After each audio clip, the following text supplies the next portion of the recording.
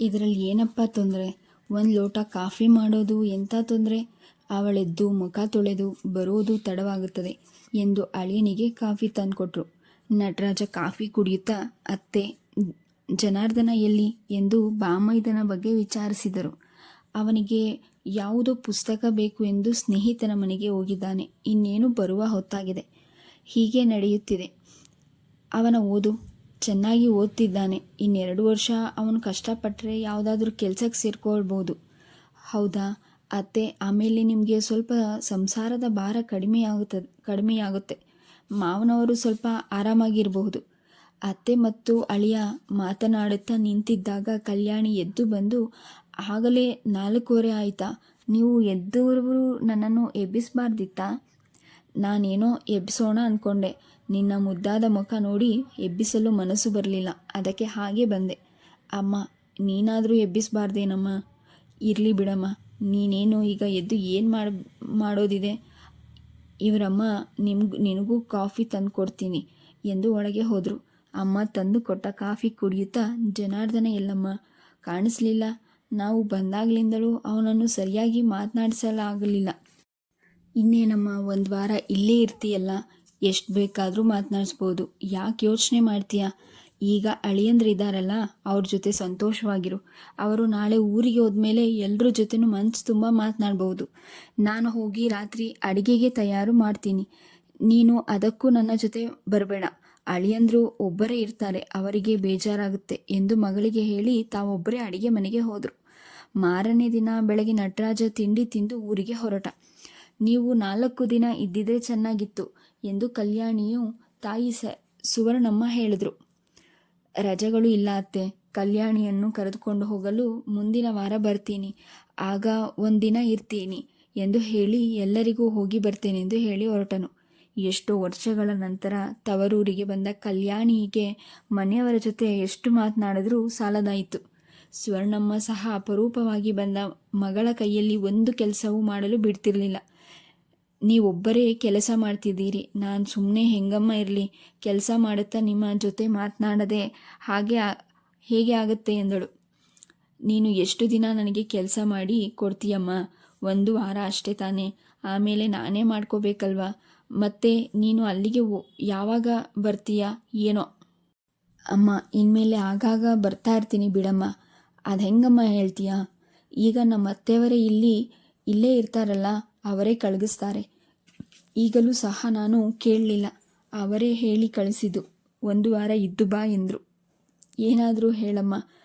ನಿಮ್ಮ ಅತ್ತೆಯವರು ಗುಣ ಯಾರಿಗೂ ಬರೋದಿಲ್ಲಮ್ಮ, ತುಂಬ ಒಳ್ಳೆಯ ಗುಣ. ಹೌದಮ್ಮ, ಆಲೋಚಿಸಿ ಮಾತನಾಡ್ತಾರೆ, ನಿಧಾನಿಸ್ತಾರೆ, ಯಾರಿಗೂ ನೋವು ಕೊಡೋದಿಲ್ಲ. ಅವರಿಗೆ ಇಷ್ಟವಿಲ್ಲದಿದ್ದರೂ ಯಾರನ್ನೋ ಪ್ರೀತಿಯಿಂದ ಕಾಣ್ತಾರೆ. ತುಂಬಿದ ಮನಸ್ಸಮ್ಮ ಅತ್ತೆಯವರದು. ಅವರು ಮನೆಗೆ ಬಂದ 2 ದಿನಕ್ಕೆಲ್ಲ ನನ್ನನ್ನು ತವರಿಗೆ ಕಳಿಸಿದ್ದಾರೆ. ನೀವು ಕರೆದಾಗ ಇಲ್ಲವೆನ್ನದೆ ಕಳಿಸ್ತಾರೆ. ಇಂತಹ ಅತ್ತೆ ಮಾವ ಸಿಕ್ಕಿರೋದು ನಿನ್ನ ಪುಣ್ಯ ಬಿಡಮ್ಮ. ನಿಮ್ಮ ಚಿಕ್ಕತ್ತೆ ನಿನ್ನನ್ನು ನಡೆಸ್ಕೊಳ್ತಿರುವ ರೀತಿ ನಮಗೆಲ್ಲ ತುಂಬ ನೋವಾಗಿತ್ತು. ನಾನು ಎಷ್ಟು ಸಲ ಹಳ್ಳಿಗೆ ಹೋಗಿ ನಿಮ್ಮ ಅತ್ತೆ ಮಾವನವರಿಗೆ ಎಲ್ಲ ಹೇಳೋಣ ಅಂದ್ಕೊಂಡೆ. ಆದರೆ ನಿಮ್ಮ ತಂದೆಯವರು ಬೇಡವೆಂದರು. ತುಂಬಿದ ಮನೆಯಲ್ಲಿ ನಾವು ಹಾಗೆಲ್ಲ ಒಬ್ಬರ ಮೇಲೆ ಇನ್ನೊಬ್ಬರಿಗೆ ಹೇಳಬಾರ್ದು. ಕಷ್ಟನೋ ಸುಖನೋ ನಮ್ಮ ಮಗಳನ್ನು ಆ ಮನೆಗೆ ಕೊಟ್ಟಿದ್ದೀವಿ, ಅನುಭವಿಸಬೇಕು. ಅದು ಬಿಟ್ಟು ಹೀಗೆಲ್ಲ ಮಾಡಿದ್ರೆ ಅವರ ಮನಸ್ಸು ಕೆಡುತ್ತದೆ. ನಾವು ಎಷ್ಟು ದಿನ ಅಂತ ಈ ರೀತಿ ಹೇಳಲು ಸಾಧ್ಯ? ಒಂದಲ್ಲ ಒಂದು ದಿನ ಅವಳಿಗೆ ಸುಖದ ದಿನಗಳು ಬರುತ್ತೆ. ಅದುವರೆಗೂ ಕಾಯೋಣ ಎಂದರು. ಅದಕ್ಕೆ ಸುಮ್ಮನಾದ್ವಿ. ಅಪ್ಪ ಹೇಳಿದ್ದು ಸಹ ಒಂದು ರೀತಿಯಲ್ಲಿ ಒಳ್ಳೆಯದೇ. ಆ ರೀತಿ ಹೇಳಿದ್ರೆ ಅವರೆಲ್ಲರ ಮುಂದೆ ನೀವು ಚಿಕ್ಕವರಾಗಿ ಬಿಡ್ತಿದ್ರಿ. ಮನಸ್ತಾಪಕ್ಕೆ ದಾರಿಯಾಗ್ತಿತ್ತು. ಅದನ್ನೇ ಮನಸ್ಸಿನಲ್ಲಿಟ್ಕೊಂಡು ಚಿಕ್ಕತ್ತೆ ನನ್ನ ಮೇಲೆ ಇನ್ನೂ ಕೋಪ ಮಾಡ್ಕೊತಿದ್ರು. ಈಗ ನೋಡಿ, ಎಲ್ಲರಿಗೂ ನಿಮ್ಮ ಮೇಲೆ ತುಂಬ ಗೌರವ ಇದೆ. ಜನಾರ್ದನಿಗೆ ಪರೀಕ್ಷೆಗಳು ಹತ್ತಿರ ಬಂದಿದ್ದರಿಂದ ಓದ್ಕೊಳ್ಳಲು ರಜೆ ಕೊಟ್ಟಿದ್ರು. ಅವನು ಆಗಾಗ ಅಕ್ಕನ ಜೊತೆ ಹರಟೆ ಹೊಡೆಯುತ್ತಿದ್ದ. ತಿಂಡಿ ಊಟ ಎಲ್ಲವೂ ಅಕ್ಕನ ಜೊತೆಯಲ್ಲೇ ಆಗ್ತಿತ್ತು. ನಾನು ಇಲ್ಲಿಗೆ ಬಂದ ಸಮಯಕ್ಕೆ ಸರಿಯಾಗಿ ನಿನಗೂ ರಜಾ ಕೊಟ್ಟಿದ್ದಾನೆ. ಅದರಿಂದ ಎಲ್ಲರ ಜೊತೆ ಕಾಲ ಕಳೆಯುವಂತೆ ಆಯಿತು ಎಂದು ತಮ್ಮನಿಗೆ ಹೇಳ್ತಿದ್ಲು. ಹಾಗೆಯೇ 1 ವಾರ ಕಳೆಯಿತು. ನಟರಾಜ ಬಂದಾಗ ಕಲ್ಯಾಣಿಗೆ ಸ್ವಲ್ಪ ಬೇಸರವಾಯಿತು. ಇನ್ನು ಊರಿಗೆ ಹೋಗಬೇಕಲ್ಲ ಎಂದು. ಹೆಂಡತಿಯ ಮುಖ ನೋಡಿ ಅರ್ಥ ಮಾಡಿಕೊಂಡು ನಟರಾಜ, ಯಾಕೆ ಕಲ್ಯಾಣಿ, ಅಮ್ಮನ ಮನೆ ಬಿಟ್ಟು ಬರಲು ದುಃಖ ಆಗ್ತಿದ್ಯಾ? ಇನ್ನು 1 ವಾರ ಬೇಕಾದರೂ ಇರು, ಮುಂದಿನ ವಾರ ಬಂದು ಕರ್ಕೊಂಡು ಹೋಗ್ತೀನಿ. ಅಮ್ಮ ಸಹ ಹಾಗೆ ಹೇಳಿದ್ರು. ಅಪರೂಪವಾಗಿ ಹೋಗಿದ್ದಾಳೆ, ಇನ್ನು ಒಂದು ವಾರ ಇರುವ ಹಾಗಿದ್ರೆ ಬಿಟ್ಟು ಬಾ ಎಂದರು. ಗಂಡ ಅತ್ತೆ ಮಾವ ಎಷ್ಟು ಚೆನ್ನಾಗಿ ನನ್ನನ್ನು ಅರ್ಥ ಮಾಡ್ಕೊಂಡಿದ್ದಾರೆ. ಪಾಪ ಅತ್ತೆ ಒಬ್ಬರೇ ಎಲ್ಲ ಕೆಲಸ ಮಾಡಿಕೊಂಡು ಎಷ್ಟೋ ಕಷ್ಟಪಡ್ತಿದ್ದಾರೆ. ಪ್ರಮೀಳಾ ಸಹ ಯಾವ ಕೆಲಸನೂ ಸರಿಯಾಗಿ ಮಾಡೋದಿಲ್ಲ. ಆದರೂ ಅತ್ತೆ ನನ್ನನ್ನು ಸಂತೋಷಕ್ಕೋಸ್ಕರ ಇಲ್ಲಿ ಇರಲು ಹೇಳಿದ್ದಾರೆ. ಅವರಿಬ್ಬರನ್ನು ಬಿಟ್ಟು ನಾನು ಇಲ್ಲಿ ಸುಖವಾಗಿರೋದು ಏನು ಚೆನ್ನಾಗಿರುತ್ತೆ ಎಂದು ಆಲೋಚಿಸಿ, ಹಾಗೇನೂ ಇಲ್ಲ, ಒಂದು ವಾರ ಇದ್ದಿದ್ದು ಸಾಕು, ಮತ್ತೆ ಯಾವಾಗಾದರೂ ಬಂದರಾಯಿತು, ಈಗ ಹೋಗೋಣ. ಮತ್ತು ಯಾಕೆ ಅಮ್ಮ ಅವರ ಮುಖ ಸಪ್ಪಾಗಿರೋದು ಯಾಕೆ ಅಂತ ಕೇಳಿದರೆ ನಾನೇನು ಹೇಳೋದು? ನೀವು ಹೆಣ್ಣಾಗಿ ಹುಟ್ಟಿದರೆ ಆಗ ನಿಮಗೆ ಅರ್ಥವಾಗ್ತಿತ್ತು. ನಾನು ಹೇಗೋ ಹುಟ್ಟುವುದು ಬೇಡ, ಹೀಗೆ ಇದ್ದರೆ ಸಾಕು. ತಾವು ಬರಲು ಸಂತೋಷವಾಗಿ ಒಪ್ಪಿಕೊಂಡಿದ್ದೀರಾ? ಅನುಮಾನ ಇದ್ದರೆ ಹೋಗಿ ಕಣಿ ಕೇಳ್ಕೊಂಡು ಬನ್ನಿ ಎಂದ್ಲು ನಾಟಕೀಯವಾಗಿ. ಹಾಗಾದರೆ ನಿನಗೆ ಕಣಿ ಹೇಳುವ ಅಭ್ಯಾಸವೂ ಇದೆಯಾ? ನನಗಂತೂ ಅಭ್ಯಾಸಗಳು ಯಾವೂ ಇಲ್ಲ. ನಿಮ್ಮ ಹಾಗೆ ಯಾವ ಅನುಮಾನಗಳು ಬರೋದಿಲ್ಲ. ಹೌದಾ, ಸರಿ. ಹಾಗಾದರೆ ಅವರು ಎಲ್ಲಿದ್ದಾರೆ ಹೇಳಿ, ಹೋಗಿ ಕೇಳ್ಕೊಂಡು ಬರ್ತೀನಿ. ಮತ್ತೆ ಇನ್ನೇನು ಕೇಳಬೇಕು? ಒಟ್ಟಿಗೆ ಕೇಳಬಹುದು. ಮತ್ತೇನು ಕೇಳೋದಿದೆ? ಅದು ಒಂದು ದೊಡ್ಡ ರಹಸ್ಯ, ಅದನ್ನು ನೀನು ಕೇಳಬಾರ್ದು. ನಾನು ನಿಮ್ಮ ಹೆಂಡತಿ, ನಾನಲ್ಲದೆ ಮತ್ತಾರು ಕೇಳ್ತಾರೆ ಹೇಳಿ? ಬೇಡ, ಬಲವಂತ ಮಾಡಬೇಡ ನನ್ನನ್ನು. ಆಮೇಲೆ ನಿನ್ನ ಬಲವಂತಕ್ಕೆ ಬಾಯಿ ತಪ್ಪಿ ಹೇಳಿಬಿಟ್ರೆ ಕಷ್ಟ. ಯಾವ ಕಷ್ಟನೂ ಇಲ್ಲ, ಹೇಳಿ ಬೇಗ. ಏನಿಲ್ಲ, ಯಾರು ಹೇಳಿದ್ರು ನಿನಗೆ 2 ಮದುವೆ ಅಂತ. ಅದಕ್ಕೆ ಯಾವಾಗ ಆಗುತ್ತೆ ಕೇಳೋಣ ಅಂತ ಎಂದೆ. ಕಲ್ಯಾಣಿ ಗಂಡನ ಮುಖವನ್ನೇ ನೋಡುತ್ತಾ, ನಿಮಗೆ 2 ಮದುವೆ ಇದೆಯಾ? ಮನೆಗೆ ಅತ್ತೆ ಮಾವನಿಗೆ ಹೇಳಿ ಮಾಡಿಸ್ತೀನಿ. ಬೇಕಾದರೆ ನಾನೇ ಒಂದು ಹೆಣ್ಣನ್ನು ಹುಡುಕ್ತೀನಿ. ಓ, ನೀನು ನನಗಿಂತಲೂ ವೇಗವಾಗಿದ್ದೀಯಾ? ಹೌದು, ಮತ್ತೆ ನಾನು ನಿಮ್ಮ ಹೆಂಡತಿ ಅಲ್ವೇ? ಅಷ್ಟು ವೇಗವಾಗಿ ಇಲ್ಲದಿದ್ದರೆ ಹೇಗೆ? ಸಾವಾಸ್ ದೋಷ. ಎಲ್ಲ ಗುಣಗಳು ತಾನಾಗಿಯೇ ಬಂದು ಬಿಟ್ಟಿವೆ. ಸಾಕು ಮಾರಾಯ್ತಿ, ಸಾಕು ಮಾಡು. ಇನ್ನು ನಿನ್ನನ್ನು ಸುಮ್ಮನಿದ್ರೆ ನೀನು ನನಗೆ ಇನ್ನೊಂದು ಮದುವೆ ಮಾಡಿಬಿಡ್ತೀಯ. ಹಾಗೆ ಬನ್ನಿ ದಾರಿಗೆ. ಇನ್ನೊಬ್ಬಳ ಹತ್ರ ಹೇಗೋ ಸಾಕಾಗಿದೆ. ಇನ್ನೊಬ್ಬಳು ಬಂದರೆ ನನ್ನ ಗತಿ ದೇವ್ರ ಗತಿ. ಅಂದರೆ ನನ್ನ ಹತ್ರ ನಿಮಗೆ ತುಂಬ ಕಷ್ಟ ಆಗಿದೆಯಾ?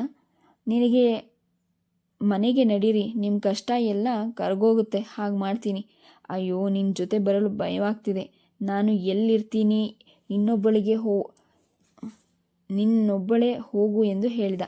ಆ ಮಾತಿಗೆ ಇಬ್ಬರು ಜೋರಾಗಿ ನಗ್ತಿದ್ರು. ಅಲ್ಲಿ ಬಂದ ಜನಾರ್ದನ, ಏನು ಇಬ್ಬರು ಇಷ್ಟೊಂದು ನಗ್ತಿದ್ದೀರಾ? ಏನದು ಅಷ್ಟು ಸಂತೋಷ ತರುವ ವಿಷಯ? ನನಗೆ ಹೇಳ್ದೆ ಏನು ನಗ್ತಿದ್ದೀರಾ? ಏನೂ ಇಲ್ವೋ ನಿಮ್ಮ ಭಾವ ಎಂದು ಹೇಳ್ತಿದ್ದು ಹಾಗೆ ಕಲ್ಯಾಣಿಯ ಬಾಯಿ ಮುಚ್ಚಿದ ನಟರಾಜ. ಏನೇನೋ ಹೇಳಿ ಓದೋ ಹುಡುಗನ ತಲೆ ಯಾಕೆ ಕೆಡಿಸ್ತೀರಾ? ಸುಮ್ಮನೀರು ಎಂದು ಹೇಳಿ, ಏನಿಲ್ಲ ಜನಾರ್ದನ, ನಮ್ಮ ಆಫೀಸ್ ವಿಷಯ ಮಾತನಾಡ್ತಿದ್ದೆ.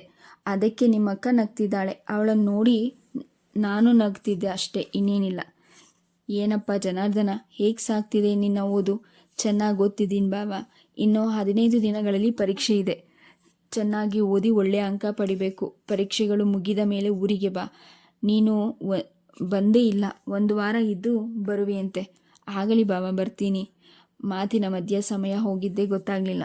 ಸುವರ್ಣಮ್ಮ ಬಂದು ಎಲ್ಲರೂ ಎಲ್ಲಿ ಸೇರಿದ್ದೀರಾ? ಏನು ಅಷ್ಟೊಂದು ಗಾಢವಾದ ಮಾತುಕತೆ? ಯಾರೂ ಹೊರಗೆ ಬರಲೇ ಇಲ್ಲ ಎಂದು ಹುಡುಕಿಕೊಂಡು ಬಂದೆ.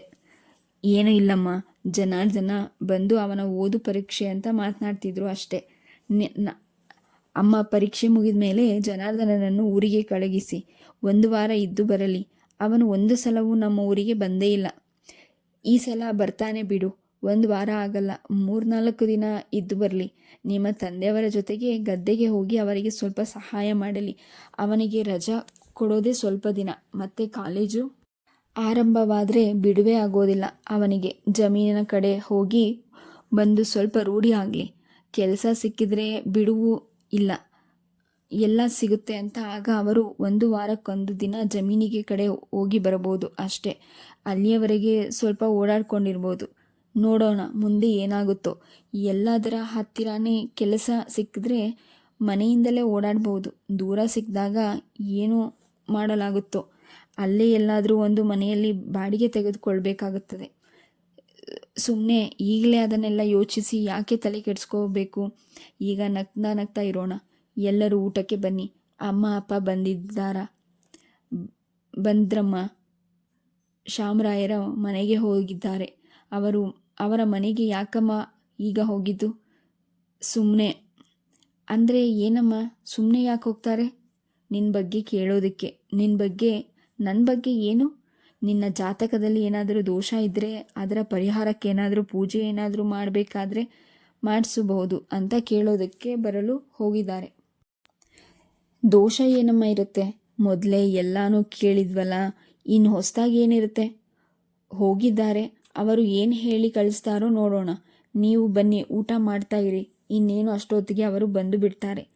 ಅಷ್ಟೊತ್ತು ಇರಮ್ಮ, ಅಪ್ಪ ಬರುವ ಹೊತ್ತಿಗೆಲ್ಲ ಬರಲಿ, ಎಲ್ಲರೂ ಒಟ್ಟಿಗೆ ಊಟ ಮಾಡ್ಬೋದು. ಅಳಿಯಂದ್ರಿಗೆ ಗೊತ್ತಾಗುತ್ತಮ್ಮ. ಮತ್ತೆ ಅತ್ತೆ ನೀವು ಮಾವ ಒಂದು ಸಲ ಊರಿಗೆ ಬನ್ನಿ ಅಮ್ಮ. ಬರ್ತೀನಪ್ಪ. ಮಗಳನ್ನು ಕೊಟ್ಟ ಮೇಲೆ ಬಂದು ಹೋಗೋದು ಇದ್ದೇ ಇರುತ್ತೆ. ನಿಮ್ಮ ತಂದೆ ತಾಯಿಯವರನ್ನು ಒಂದು ಸಲ ನಮ್ಮ ಮನೆಗೆ ಬರಲು ಕರಿಬೇಕು. ಆದಷ್ಟು ಬೇಗ ಬರ್ತೀನಿ. ಇವರ ಮಾತುಕತೆ ನಡುವೆ ಸೌಂದರ್ಯಮ್ಮನವರು ಬಂದರು. ಅಮ್ಮ ಅಪ್ಪ ಬಂದರು ಎಂದು ಎಲ್ಲರೂ ಪಡಸಾಲೆಗೆ ಬಂದರು. ಏನಪ್ಪ ಶಾಮರಾಯರು ಏನು ಹೇಳಿದ್ರು? ಏನೂ ಇಲ್ಲಮ್ಮ, ಜಾತಕ ತುಂಬ ಚೆನ್ನಾಗಿದೆ. ಈ ವರ್ಷದಲ್ಲಿ ತೊಟ್ಟಿಲು ಕಟ್ತೀರಾ, ಇರುವಂತಹ ದೋಷಗಳೆಲ್ಲ ಕಳೆದು ಹೋಗಿವೆ, ಇನ್ನು ಮುಂದೆ ಒಳ್ಳೆಯ ಕಾಲ ಬರುತ್ತೆ ಎಂದು ಹೇಳಿದರು. ನಿಮ್ಮ ಅತ್ತೆಯವರಿಗೆ ಮರೆಯದೆ ಹೇಳಮ್ಮ. ಎಲ್ಲರೂ ಒಂದು ಸಲ ಹೋಗಿ ಮನೆ ದೇವರ ಪೂಜೆ ಮಾಡಿಸ್ಕೊಂಡು ಬನ್ನಿ. ಮರೆತು ಹೋಗಬೇಡಿ. ಒಂದು ವೇಳೆ ಕಲ್ಯಾಣಿ ಹೇಳೋದು ಮರೆತೋದ್ರೆ ನೀವು ಜ್ಞಾಪಿಸಿ ಅಳಿಯಂದ್ರೆ. ಸರಿ ಮಾವ, ಹೇಳ್ತೀನಿ. ಬೇಗ ಹೋಗಿ ಕೈಕಾಲು ತೊಳ್ಕೊಂಡು ಬನ್ನಿ. ಎಲ್ಲರೂ ನಿಮಗಾಗಿ ಊಟಕ್ಕೆ ಕಾಯ್ತಿದ್ದಾರೆ ಎಂದು ಗಂಡನಿಗೆ ಹೇಳಿದರು ಸುವರ್ಣಮ್ಮ. ಎಲ್ಲರೂ ಊಟ ಮುಗಿದು ನಂತರ ಬಾಳೆಹಣ್ಣು ತಿನ್ನುತ್ತಾ ಪಡಸಾಲೆಯಲ್ಲಿ ಕುಳಿತಿದ್ರು. ಆಗ ನಟರಾಜ, ಅತ್ತೆ ನಾವು ಬೆಳಗ್ಗೆ ಹೊರಡ್ತೀವಿ. 2 ದಿನ ಇದ್ದಿದ್ರೆ ಚೆನ್ನಾಗಿರ್ತಿತ್ತು. ಆದರೆ ಅಲ್ಲಿ ನಿಮ್ಮ ತಾಯಿಯವರು ಒಬ್ಬರೇ ಕಷ್ಟಪಡ್ತಾರೆ. ಅದಕ್ಕೆ ಎಷ್ಟು ಬೇಗ ಕಳುಹಿಸ್ತಿರೋದು? ಇನ್ನೇನು ಬಿಡಿ ಅತ್ತೆ, ಆಗಾಗ ಬರ್ತಾ ಇರ್ತಾಳೆ ಎಂದ ನಟರಾಜ. ಇವರು ಬೆಳಗ್ಗೆ ಊರಿಗೆ ಹೋಗೋದು ಯಾವಾಗ? ನಾಳೆ ಎಷ್ಟೊತ್ತಿಗೆ ಹೊರಡಬಹುದು ಅಂತ ಕೇಳಿದ್ದೀರಾ? ಕೇಳಿದೆ. ನಾಳೆ ಬೆಳಿಗ್ಗೆ 8 ಗಂಟೆಯಿಂದ 9 ಗಂಟೆ ಒಳಗೆ ಹೋಗ್ಬೋದು ಅಂತ ಹೇಳಿದ್ರು. ಈಗ ಬೇಗ ಮಲಗಿ, ಬೆಳಗ್ಗೆ ಬೇಗ ಎದ್ದೇಳಬೇಕು ಎಂದರು ಸುವರ್ಣಮ್ಮ. ಇರಲಿ ಬಿಡಮ್ಮ, ಸ್ವಲ್ಪ ಹೊತ್ತು ಮಾತನಾಡ್ತೀವಿ. ಇನ್ನು ಅವನಿಗೆ ಪರೀಕ್ಷೆ ಮುಗಿಯೋವರೆಗೂ ನಮ್ಮ ಕೈಗೆ ಸಿಗೋದಿಲ್ಲ. ಪುಸ್ತಕಗಳ ಜೊತೆ ಮರೆತು ಹೋಗ್ಬಿಡ್ತಾನೆ. ನಾನು ನಾಳೆ ಬೆಳಗ್ಗೆನೇ ಹೋಗಬೇಕಲ್ಲ. ಅವನು ನಿದ್ದೆ ಮಾಡಲಿ ಅಂತ ರಾತ್ರಿಯೆಲ್ಲ ಓದ್ತಿರ್ತಾನೆ. ಬೆಳಗ್ಗೆ ಬೇಗನೆ ಎದ್ದು ಓದ್ತಿರ್ತಾನೆ. ಅದಕ್ಕೆ ಹೇಳಿದೆ. ಅಕ್ಕ ಇಲ್ಲಿರೋದೇ ಇವತ್ತೊಂದಿನ. ಅವ್ರ ಜೊತೆ ಸ್ವಲ್ಪ ಹೊತ್ತು ಮಾತನಾಡೋದ್ರಿಂದ ನನಗೇನು ತೊಂದರೆ ಆಗೋದಿಲ್ಲಮ್ಮ. ನಾಳೆಯಿಂದ ಚೆನ್ನಾಗಿ ಓದ್ಕೊಳ್ಬಹುದಲ್ಲ. ಎಷ್ಟು ಬೇಕಾದರೂ ಮಾತನಾಡ್ಕೊಳ್ಳಿ. ಅಕ್ಕ ತಮ್ಮನ ನಡುವೆ ನನಗೇನು ಕೆಲಸ? ನಾನು ಹೋಗಿ ಮಲ್ಕೊತೀನಿ. ಬೆಳಿಗ್ಗೆ ಬೇಗ ಹೇಳಬೇಕು ಎಂದು ಹೋಗಿ ಮಲಗಿಕೊಳ್ತೇನೆ ಎಂದು ಹೇಳಿ ಹೊರಟರು. ಇಬ್ಬರು ಒಂದು ಅರ್ಧ ಗಂಟೆ ಮಾತನಾಡ್ತಿದ್ದ ನಂತರ ತಮ್ಮ ರೂಮಿಗೆ ಹೋಗಿ ಮಲಗಲು ಹೋದರು. ಅಕ್ಕ ತಮ್ಮನ ಮಾತೆಲ್ಲ ಇಷ್ಟು ಬೇಗ ಮುಯಿತೋ? ಗಂಡನ ಮಾತು ಕೇಳಿ ಕಲ್ಯಾಣಿ, ಇದೇನು ನೀವು ಇನ್ನೂ ನಿದ್ದೆ ಮಾಡಲಿಲ್ವಾ? ನೀನಿಲ್ಲದೆ ಹೇಗೆ ನಿದ್ದೆ ಬರುತ್ತೆ? ಹಾಗಾದರೆ 1 ವಾರದಿಂದ ನೀವು ನಿದ್ದೆ ಮಾಡಿರಲಿಲ್ವಾ? ಇಲ್ಲ ಎಂದರೆ ನೀನು ನಂಬ್ತೀಯಾ? ನಿಜ ಹೇಳಿದ್ರೆ ನಂಬೋದು, ಸುಳ್ಳು ಹೇಳಿದರೆ ಹೇಗೆ ನಂಬೋದು? ನಾನು ಎಂದಾದರೂ ಸುಳ್ಳು ಹೇಳಿದ್ದೀನಾ? ಇಲ್ಲ, ಮತ್ತೆ ನಿಜಾನೇ ಹೇಳ್ತಿರೋದು. ಹೋಗಲಿ ಬಿಡಿ, ಇಂದಿನಿಂದ ನಾನು ಇರ್ತೀನಿ ಅಲ್ವಾ? ಚೆನ್ನಾಗಿ ನಿದ್ದೆ ಮಾಡಿ. ಸುವರ್ಣಮ್ಮ ಬೆಳಗ್ಗೆ ಬೇಗ ಎದ್ದು ತಿಂಡಿ ಮಾಡಿಟ್ಟು ಮಗಳನ್ನು ಕಳುಹಿಸಿಕೊಡಲು ಸಿದ್ಧತೆ ಮಾಡಿಕೊಳ್ತಿದ್ರು. ಕಲ್ಯಾಣಿ ಎದ್ದು ಸ್ನಾನ ಮಾಡಿ ಗಂಡನನ್ನು ಎಬ್ಬಿಸಿದಳು. ನಟರಾಜ ಸ್ನಾನ ಮಾಡಿ ಬಂದಾಗ ಇಬ್ಬರಿಗೂ ತಟ್ಟೆಯಲ್ಲಿ ತಿಂಡಿ ಹಾಕಿ ಕೊಟ್ಟಳು. ಇವರಿಬ್ಬರೂ ತಿಂಡಿ ತಿನ್ನುತ್ತಿದ್ದಾಗ ಜನಾರ್ದನನು ಬಂದನು. ಮೂವರು ತಿಂಡಿ ತಿಂದು ಕೈ ತೊಳೆದುಕೊಂಡು ಬಂದಾಗ ಸುವರ್ಣಮ್ಮ ಕಾಫಿ ಕೊಟ್ಟರು. ಕಾಫಿ ಕುಡಿದ್ದು ಕಲ್ಯಾಣಿ ಸಿದ್ಧಳಾಗಿ ಬಂದಳು. ಗಂಡ ಹೆಂಡತಿ ಇಬ್ಬರನ್ನು ಕೂರಿಸಿ ಮಗಳಿಗೆ ಕುಂಕುಮವಿಟ್ಟು ಮಡಿಲು ತುಂಬಿಸಿದರು. ತಾಂಬೂಲದ ಜೊತೆ ಸೀರೆ ರವಿಕೆ ಕೊಟ್ಟಾಗ, ಯಾಕಮ್ಮ ಇದೆಲ್ಲ ಅಪರೂಪವಾಗಿ ಬಂದಿದೆಯಲ್ಲಮ್ಮ, ಇಷ್ಟು ಕೊಡದಿದ್ರೆ ಹೇಗೆ ಎಂದು ಹೇಳುತ್ತಾ ಅಳಿಯನಿಗೂ ಹೊಸ ಬಟ್ಟೆ ಕೊಟ್ಟರು. ಅತ್ತೆ ಮಗಳಿಗೇನೋ ಮಡಲು ತುಂಬ ಶಾಸ್ತ್ರ ಅಂತ ಕೊಟ್ರಿ, ನನಗೆ ಯಾಕಿದೆಲ್ಲ? ಇದು ಶಾಸ್ತ್ರನೇ. ಮಗಳೊಬ್ಬಳಿಗೆ ಕೊಟ್ಟರೆ ಹೇಗೆ?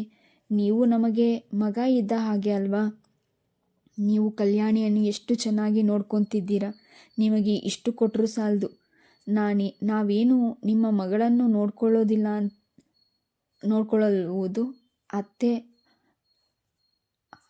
ಅವಳೇ ನಿಮ್ಮನ್ನೆಲ್ಲ ಕಣ್ಣಲ್ಲಿ ಕಣ್ಣಿಟ್ಕೊಂಡು ನೋಡ್ಕೊತಿದ್ದಾಳೆ.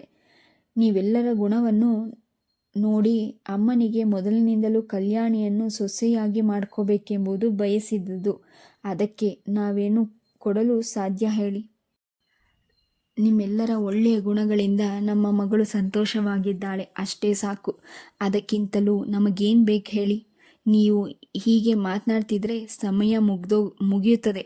ಆಗಲೇ 8:30 ಆಗೋಯ್ತು. 9 ಗಂಟೆ ಮೇಲೆ ಹೋಗಬಾರ್ದು. ಬೇಗ ನಡೆಯಿರಿ ಎಂದು ಆತುರಪಡಿಸಿದರು. ದಂಪತಿಗಳಿಬ್ಬರು ತಂದೆ ತಾಯಿಯ ಕಾಲಿಗೆ ಬಿದ್ದು ನಮಸ್ಕಾರ ಮಾಡಿ ಜನಾರ್ದನಿಗೆ ಹೋಗಿ ಬರ್ತೇನೆಂದು ಹೇಳಿ ಹೊರಟರು. ಅಕ್ಕ ಬ್ಯಾಗನ್ನು ನಾನು ತರ್ತೀನಿ, ನಡೆಯಿರಿ ಎಂದು ಅವನು ಬ್ಯಾಗನ್ನು ಇಟ್ಕೊಂಡ. ಇರಲಿ ಬಿಡು, ನಾನೇ ತೆಗೆದುಕೊಳ್ತೀನಿ ಎಂದು ನಟರಾಜ ಹೇಳಿದ. ಬಾವ, ನೀವು ನಡೆಯಿರಿ. ನಾವಿರುವಾಗ ನೀವು ಯಾಕೆ ಬ್ಯಾಗನ್ನು ಹೊರೋದು? ನಾನು ಬಸ್ಸಿನ ಹತ್ತಿರ ಬರ್ತೇನೆ. ಎಲ್ಲರೂ ಮಾತನಾಡುತ್ತಾ ಬಸ್ ನಿಲ್ದಾಣದ ಬಳಿಗೆ ಬಂದರು.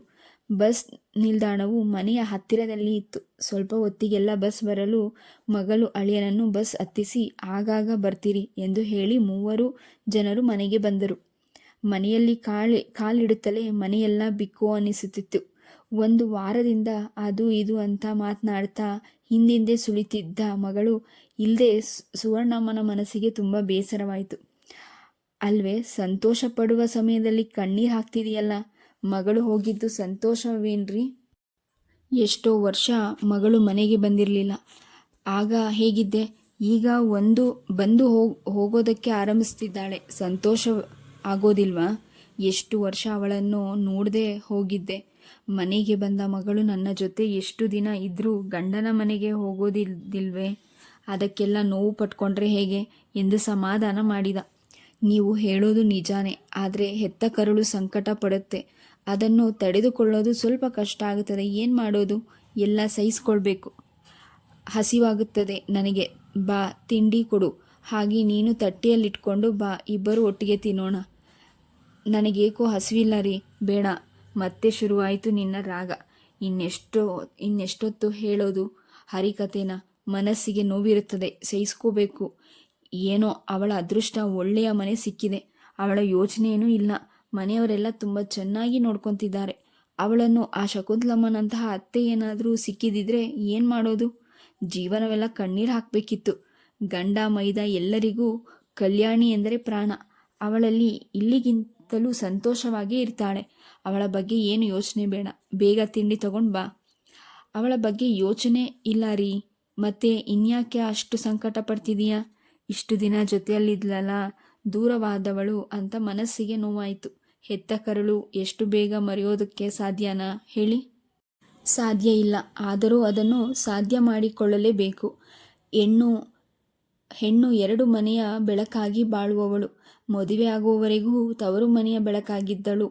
ಮದುವೆಯಾದ ಮೇಲೆ ಗಂಡನ ಮನೆ ಬೆಳಕಾಗ್ತಾಳೆ. ಇನ್ನು ಮದುವೆಯಾಗಿ ನಿನ್ನ ತವರು ಮನೆಯನ್ನು ಬಿಟ್ಟು ನನ್ನ ಜೊತೆ ಬರಲಿಲ್ವಾ? ಹಾಗೇನೆ ನಿನ್ನ ಮಗಳು ಈ ದಿನ ನಿನ್ನ ಬಿಟ್ಟು ಇನ್ನೊಂದು ಮನೆ ಬೆಳಕಾಗಿ ಹೋಗಿದ್ದಾಳೆ. ಇದೇ ತಾನೇ ನಮ್ಮ ಸಂಪ್ರದಾಯ. ಅನಾದಿ ಕಾಲದಿಂದಲೂ ನಡೆದುಕೊಂಡು ಬಂದ ಆಚಾರ. ಎಲ್ಲರೂ ಇದಕ್ಕೆ ಕಟ್ಟು ಬಿದ್ದು ನಾವು ಬಾಳಲೇಬೇಕು. ನಿಧಾನವಾಗಿ ಮರೆತು ಹೋಗುತ್ತೆ. ನಿನಗೆ ಯಾವಾಗ ಅವಳನ್ನು ನೋಡಬೇಕು ಅನಿಸುತ್ತೋ ಆಗ ಹೋಗಿ ಅವಳನ್ನು ನೋಡ್ಕೊಂಡು ಬರ್ಬೋದು. ಈಗ ಹೊಟ್ಟೆ ತಾಳ ಆಗ್ತಿದೆ. ಬೇಗ ತಿಂಡಿ ತಗೊಂಡು ಬಾ, ಹೋಗು. ಬಂದೆ ಇರಿ. ಮಾತನಾಡ್ತಾ ತಿಂಡಿ ತರೋದನ್ನೇ ಮರೆತುಬಿಟ್ಟೆ ಎನ್ನುತ್ತಾ ತಟ್ಟೆಯಲ್ಲಿ ತಿಂಡಿ ತಂದು ಗಂಡನ ಮುಂದೆ ಇಟ್ಟಳು. ಇದೇನಿದು, 1 ತಟ್ಟೆ ತಿಂಡಿ ತಂದೆ? ನಿಮಗೆ 1 ತಟ್ಟೆಯಲ್ಲಿ ತಂದೆ, ಇನ್ನೆಷ್ಟು ಬೇರೆ ತರಬೇಕು? ನಿನಗೆಲ್ಲಿ? ನನಗೆ ಹಸಿವಿಲ್ಲವೆಂದು ಹೇಳಲಿಲ್ವಾ? ನಿನಗೆ ಹಸಿವಿಲ್ಲವೆಂದರೆ ನನಗೇನು ಹಸುವಾಗುತ್ತಾ? ಸರಿ, ನನಗೂ ತಿಂಡಿ ಬೇಡ. ಈ ತಟ್ಟೆ ತಗೊಂಡು ಹೋಗು. ರೀ, ಹಸಿವಿಲ್ಲವೆಂದರೆ ಹಾಗೆ ಅಷ್ಟೊತ್ತಿಗೆ ಯಾಕೆ ಹಸುವಾಗೋದಿಲ್ಲ? ಸುಮ್ಮನೆ ತಿಂಡಿ ತಿನ್ನಿ. ಸ್ವಲ್ಪ ತಡವಾಗಿದ್ದಕ್ಕೆ ಬೇಗ ಬಾ ಅಂತ ಆತುರ ಪಡಿಸುತ್ತಿದ್ದೀರಾ. ಮತ್ತೆ ಈಗ ಹಸಿವಿಲ್ಲವೆನ್ನುತ್ತಿದ್ದೀರಾ? ಅದೇ ಪ್ರಶ್ನೆಯನ್ನು ನಾನು ನಿನ್ನನ್ನು ಕೇಳಿದರೆ ಏನೇನು ಹೇಳ್ತೀಯಾ? ಸುವರ್ಣಮ್ಮ ಸುಮ್ಮನಿದ್ರು. ಈ ಮೌನ ಉತ್ತರ ಅಲ್ಲ. ಹೋಗು, ಬೇಗ ಹೋಗಿ ತಿಂಡಿ ತಗೊಂಡು ಬಾ. ಇಬ್ಬರು ಜೊತೆಯಲ್ಲೇ ಮಾತನಾಡ್ತಾ ತಿನ್ನಬಹುದು. ಇನ್ನು ಏನು ಹೇಳಿದ್ರೂ ಇವರು ಕೇಳೋದಿಲ್ಲ. ಹಠ ಸ್ವಭಾವದವರು. ತನ್ನ ಮಾತೇ ನಡೆಯಬೇಕು. ಅಷ್ಟು ಹಠ ಮಾಡಿದ್ರೆ ಅದು ಇನ್ನೊಬ್ಬರ ಒಳ್ಳೆಯದನ್ನು ತನ್ನ ಸ್ವಾರ್ಥಕ್ಕೆ ಎಂದು ಬಾಳಿದವರಲ್ಲ ಎಂದುಕೊಂಡು ತಮಗೆ ತಿಂಡಿಯನ್ನು ತಂದು ಗಂಡನನ್ನು ಎದುರಿಗೆ ಕುಳಿತು ತಿಂಡಿ ತಿಂದೆ, ಈಗಲಾದರೂ ತಿನ್ನಬಹುದಲ್ಲ. ಇಬ್ಬರು ತಿಂಡಿ ತಿಂದು ಕಾಫಿ ಕುಡಿದರು. ನಾನು ಗದ್ದೆ ಕಡೆ ಹೋಗ್ತೀನಿ ಎಂದು ಹೇಳಿ ಸುಂದರಯ್ಯ ಹೋದರು. ಜನಾರ್ದನ ತನ್ನ ರೂಮಲ್ಲೇ ಓದಿಕೊಳ್ತಿದ್ದ. ಸುವರ್ಣಮ್ಮ ಅಡಿಗೆ ಕೆಲಸ ಮತ್ತು ಮನೆ ಕೆಲಸದ ಕಡೆ ಗಮನ ಹರಿಸಲು ಎದ್ದು ಹೋದರು. ನಟರಾಜ ಹೆಂಡತಿ ಜೊತೆ ಮನೆಗೆ ಬಂದನು. ಕಲ್ಯಾಣಿ ಅತ್ತೆ ಮಾವನವರ ಪಾದಗಳಿಗೆ ನಮಸ್ಕಾರ ಮಾಡಿದ್ಲು. ಏನಮ್ಮ, ಎಲ್ಲರೂ ಚೆನ್ನಾಗಿದ್ದಾರಾ? ಹೌದಮ್ಮ, ಎಲ್ಲರೂ ಚೆನ್ನಾಗಿದ್ದಾರೆ. ನಿಮ್ಮನ್ನು ಮತ್ತು ಮಾವನವರನ್ನು ಕರ್ಕೊಂಡು ಬರಬೇಕಿತ್ತು ಎಂದು ಹೇಳಿದ್ರು. ಹೋಗಿ ಬರಬೇಕಮ್ಮ ಒಂದ್ಸಲ. ನಿಮ್ಮ ತಂದೆ ತಾಯಿಯರನ್ನು ಕರೆದುಕೊಂಡು ಬರ್ಬೋದಿತ್ತಲ್ಲಮ್ಮ. ನಟರಾಜನ ಹತ್ತಿರ ಹೇಳಿ ಕಳಿಸಿದ್ದೇನಲ್ಲ. ಅವರು ಕರೆದ್ರಮ್ಮ, ಆದಷ್ಟು ಬೇಗ ಬರ್ತೀವಿ ಎಂದರು. ಈಗ ಜನಾರ್ದನಿಗೆ ಪರೀಕ್ಷೆಗಳು. ಅವನು ಓದ್ಕೊಳ್ತಿದ್ದ. ಆ ಮನೆಯಲ್ಲಿ ಇರಬೇಕಾಗಿತ್ತು. ತವರು ಮನೆಗೆ ಹೋಗಿ ಬಂದಿದ್ದಕ್ಕೆ ನಿನಗೆ ಸಂತೋಷವಾಯಿತಾ? ಇನ್ನೂ ಸ್ವಲ್ಪ ದಿನ ಇದ್ದು ಬರಬೇಕಾಗಿತ್ತು. ಯಾಕಮ್ಮ ಇಷ್ಟು ಬೇಗ ಬಂದೆ? ಅಮ್ಮ, ಇಲ್ಲಿ ನೀವೊಬ್ಬರೇ ಕಷ್ಟಪಡ್ತಿದ್ರಿ.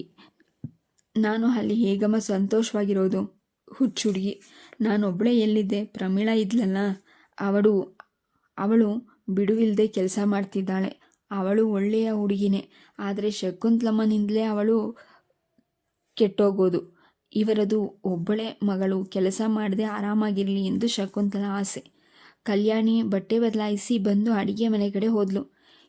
ಇನ್ನು ಈಗ ತಾನೇ ಊರಿಂದ ಬರ್ತಾ ಇದ್ದೀಯಾ? ಆಗಲೇ ಕೆಲಸ ಮಾಡಲು ಬಂದ್ಬಿಟ್ಟ? ಸ್ವಲ್ಪನಾದರೂ ವಿಶ್ರಾಂತಿ ತಗೊಬೇಕು ಅನ್ಸೋದಿಲ್ವಾ ನಿನಗೆ? ಅಮ್ಮ, ನೀವೊಬ್ಬರೇ ಇಲ್ಲಿ ಕೆಲಸ ಮಾಡ್ತಿದ್ರೆ ನಾನು ಹೋಗಿ ವಿಶ್ರಾಂತಿ ತಗೊಳ್ಳ? ನೀನು ಇವೆಲ್ಲ ಮನಸ್ಸಲ್ಲಿ ಇಟ್ಕೊಳ್ದೆ ಆಸ್ಪತ್ರೆಯಲ್ಲಿ ಹೇಳ್ದಂಗೆ ಮಾಡು. ಆದಷ್ಟು ಬೇಗ ನನ್ನ ಕೈಗೆ ಒಬ್ಬ ಮೊಮ್ಮಗನನ್ನು ಕೊಡು. ಆಮೇಲೆ ಜೀವನ ಪೂರ್ತಿ ನೀನೇ ಕೆಲಸ ಮಾಡುವೆಯಂತೆ. ನಾನು ನನ್ನ ಮೊಮ್ಮಗನ ಜೊತೆ ಆಟ ಆಡಿಕೊಂಡು ಇರ್ತೀನಿ. ಈಗ ನಟರಾಜನನ್ನು ಕರೆದು ಕೈಕಾಲು ತೊಳೆದುಕೊಂಡು ಬನ್ನಿ. ಅಡಿಗೆ ಆಗಿದೆ. ಊಟ ಮಾಡಿ ಸ್ವಲ್ಪ ಹೊತ್ತು ಮಲಗು. ಕೆಲಸ ಅಂತ ತಲೆ ಕೆಡಿಸ್ಕೊಂಬೇಡ. ಹೋಗು ಎಂದು ಕಳಿಸಿದರು. ಎಲ್ಲರೂ ಊಟ ಮುಗಿದ ಮೇಲೆ ಕಲ್ಯಾಣಿ ತಟ್ಟೆಗಳನ್ನು ತೊಳೆದಿಟ್ಟಳು. ಆ ವೇಳೆಗೆ ಪ್ರಮೀಳಾ ಬಂದು ಅತ್ತೆಗೆ ಯಾವಾಗ ಬಂದಿದ್ದು? ಚೆನ್ನಾಗಿದ್ದೀರಾ ಎಂದಳು.